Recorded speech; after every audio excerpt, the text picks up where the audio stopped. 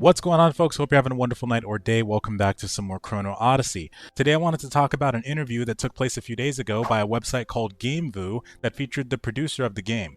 It starts out by stating that Chrono Odyssey, which is going to be featured on PC, PS5, Xbox Series X and S, the new title from Kakao Games and Chrono Studios, is an online action RPG depicting a grand worldview themed around time and space. It features beautiful visuals powered by Unreal Engine 5 and weighty combat with a Souls-like atmosphere. One thing I wanted to mention also is I was watching a couple of the old videos from the last CBT and I could really feel that Souls-like combat system, and I think they did a good job with incorporating that even in its early state. I love the fact that we're able to parry mobs. I do have a plan to do a combat video sometime in the near future, but they talked about how the first closed beta test was held in June 2025 and 4Gamer published a hands-on preview for the media at the time. The impression was that the basic content was well structured, but there were areas needing adjustments in terms of controls and performance throughout the game. From the fans' perspective, the prevailing view was that things would improve with continued refinement based on this feedback. About 1 month after the first CBT concluded, on July 30th, a developer note outlining the future improvement plans was released.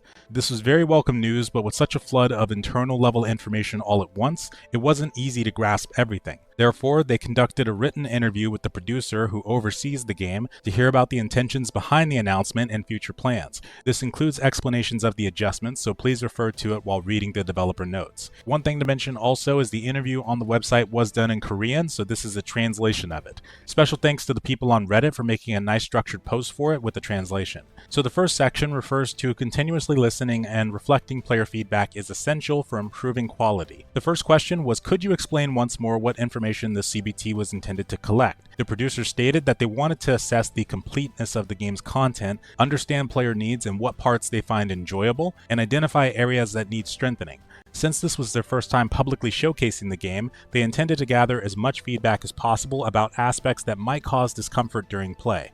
Based on this, their goal was to thoroughly verify the enjoyment and limitations of each element to provide better service. The second question was, how many players did you expect to complete all of the prepared content, and how accurate was that prediction?